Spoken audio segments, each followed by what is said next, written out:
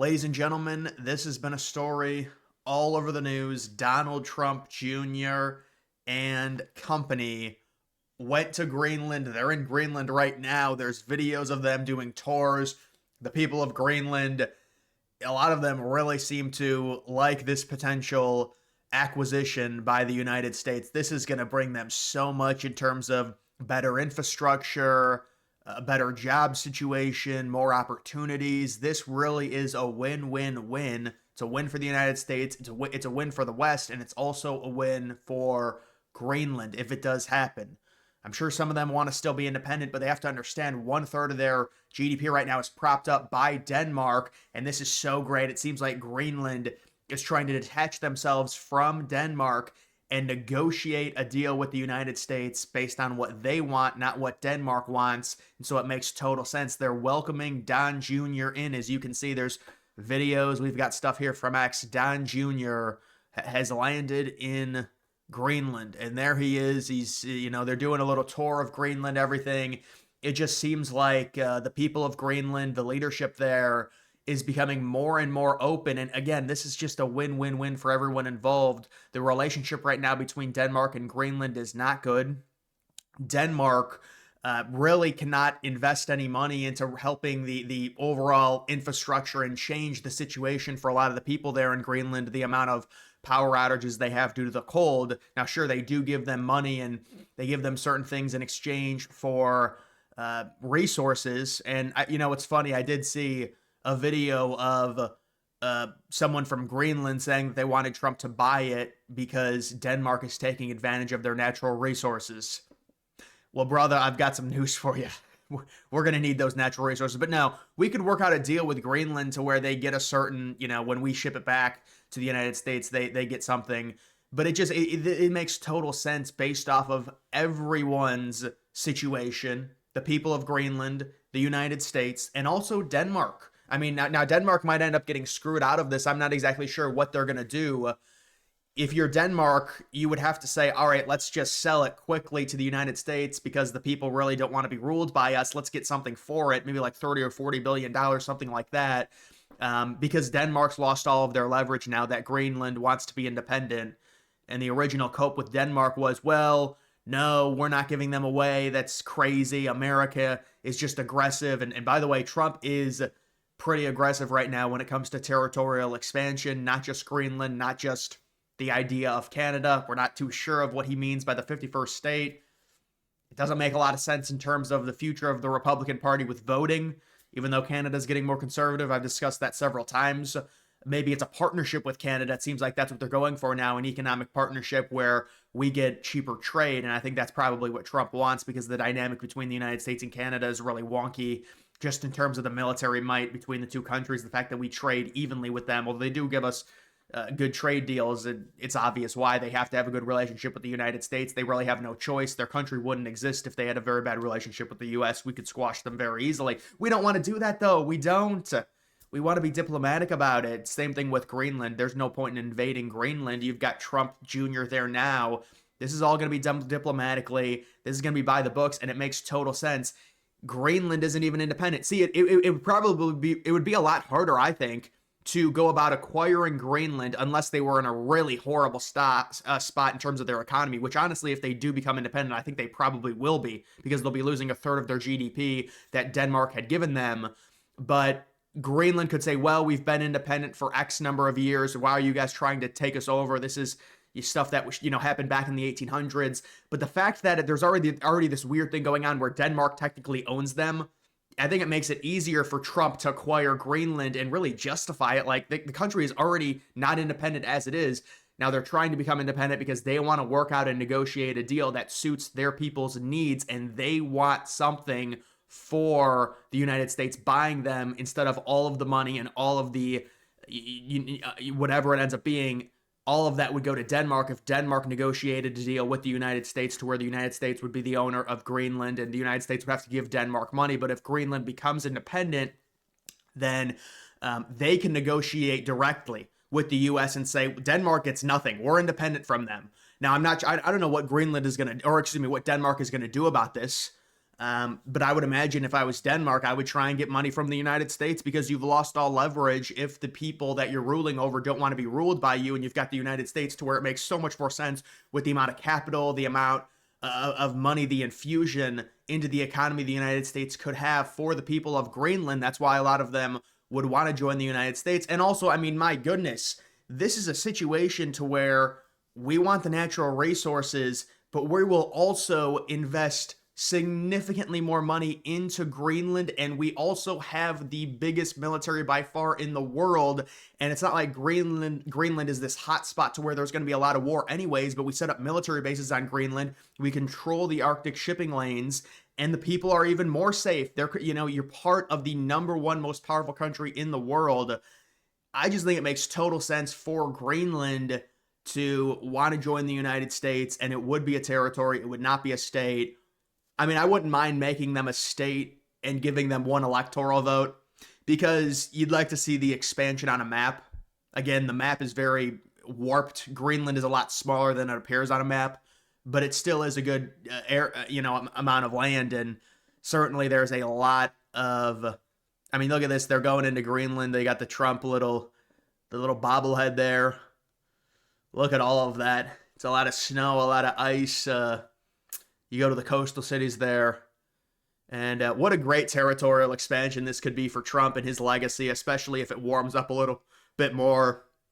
I'm not rooting for global warming or anything like that, but I'm just saying, based off of the way things are trending right now, Greenland could become even more powerful, and the natural resources could be a lot easier to extract if the climate changed slightly in Greenland, and it would make a lot of the Arctic areas. I mean, to me, this is just a no-brainer, and that's been one of the problems with, like, American politics. You know, there's just no aggression, and there really wasn't even a lot of aggression for Trump during his first term. I mean, you're seeing an aggressive Trump now, and we can kind of write that off as Trump really not knowing anyone in DC. And unfortunately, no matter how ambitious your goals are, if you don't have relationships with people, it's very hard to get things accomplished when it comes to just moving the needle in the United States government. Now Trump does have relationships. Now he is appointing people he wants.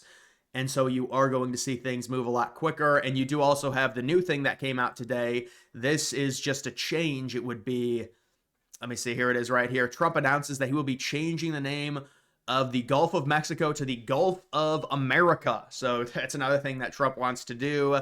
When it comes to that, you know, it doesn't really change much. By the way, maybe I'll do a video on this. The United States did actually technically have like a, I think I don't know if it'd be called a territorial expansion or just airspace expansion.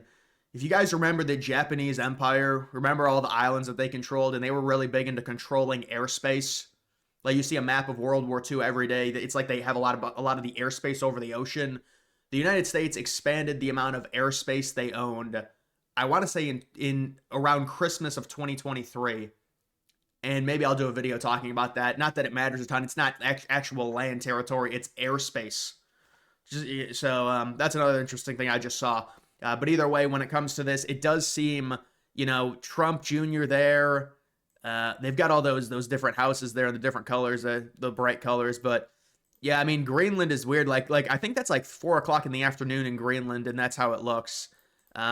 Just based off the way the sun angle is this time of year in that country. So listen, this is something that Trump talked about back in 2019. There's been many other presidents that talked about it. I talked about it before Trump even was elected in the summer of 24. I said Trump was going to try and buy Greenland. Apparently, I underestimated him, because there's no way I thought that Trump was going to. I said maybe he'll try and buy the Bahamas or Bermuda, and then maybe do something with the Mexican border. But I mean, the Panama Canal makes total sense, and then the Canada thing is just kind of. I think Trump wants like free natural resources from Canada. I would imagine that's probably what Trump wants. Now, you could say, well, that's not fair to Canada, but the problem is the dynamics between the militaries, the amount of money that the U.S. taxpayer pays for a very strong military. Should it be used? In the muscle sense, I would say yes. And what I mean by that is you use the military as a negotiating chip. We have got this big military. You're going to give us these things for a very cheap price. If you don't, this is, you know, we're gonna threaten you. That's how I think Trump probably wants to use the military. You don't want to send the military, you know, and invade Canada or anything like that. but it is a negotiating chip and it is a leverage play. When the US taxpayer pays so much for the military, we should be able to flex the muscle a little bit. And I think that's probably what Trump's point would be on the whole idea with Canada becoming the 51st state or some type of partnership with them. It's probably trying to get extremely cheap trade with them because of how big the US military is compared to the Canadian military. So either way, guys, that is just the situation. Don Jr. in Greenland. And by the way, I didn't even, this is not even on here, but Elon Musk also, which it's kind of, it is a big deal. I mean, Elon Musk is like a big player within this administration, or is going to be. Like, let's just be honest about it. Elon Musk also said, yes, the United States should acquire Greenland. He is on board. Trump wants to do it. And it seems like Greenland is the most likely in terms of potential territorial expansions, with the canal being second. But the canal is kind of a more strategical thing. It's not, you're not acquiring the country of Panama. You're just taking back the canal that the United States built for around $10 billion if you adjust it for inflation back in the early 1900s in the first place. And there's ways definitely to get the American public on your side. And by American public, I'm talking about the independents when it comes to the canal. I haven't seen any polls on that, but I think a lot of the American public, liberals will never be, because it's just the thing that Trump wants to do and they're anti-Trump. But if people understood the history of the Panama Canal and what's going on with China and their strategy to influence certain areas of the world, and that's something that they're doing in Panama. It's a carbon copy of what they normally do in terms of their strategical plan, which is to buy surrounding areas to influence the canal by buying the ports surrounding it, which is what they've done. And now they've got a diplomatic relationship with the country of Panama. So if Trump can explain that, I think a lot of people would be on board with trying to get Panama back. But the country of Panama is not trying to get the canal back, excuse me. The country of Panama is not going to be happy about this. There's going to have to be probably some type of agreement that gets worked out. Their number one source of income is through the tolls of ships entering and exiting. There's two different tolls when you enter the canal and exit it. And they made I don't know who paid for the expansion. I don't know if Panama did. I don't know. But it was like a $7 billion expansion to the canal because it's such a huge source of income for their country. And that happened back in like 2014, 2015. So, listen, these are some interesting expansion ideas, but it does seem like with Don Jr. going there, they're trying to set up that good relationship, build the foundation. And I would imagine Greenland is trying to get independence, but they have to understand there's going to have to be some type of economic relationship with some countries within the West, right? Otherwise, you're going to lose 1/3 of your GDP for nothing. Is that like, to me, this just seems like it's setting up to where they're trying to become independent so they can negotiate directly with the United States and they can get stuff for the United States acquiring them rather than Denmark getting everything for the United States acquiring them. They can be put in a better place to negotiate certain things that they would want when it comes to making their people, their citizens there, their lives better. That would be my read into it. You could argue, no, they just want to be independent. But again, you're losing so much in terms of GDP. Their situation is not good right now because of how isolated they are and also the climate. And it's not like they have a ton of people. It's 50,000 people. That's why I said acquiring Greenland is very easy. When you're talking about taking over Canada with way more people and a lot of people don't want to be Americans, it's like an occupation and it becomes a problem. And it's like, but more so with Canada, it's are they given the right to vote? Then if they are, it's going to be a big issue. If they're not, then they're going to complain even more because there's no representation. That's why it's so annoying. Even if you make them the territory, that some people, liberals, will say they should become a state like Puerto Rico, but on steroids because the population's way bigger. But either way, guys, that is going to do it for this video. Make sure you follow me on X. Link to that's always in the description.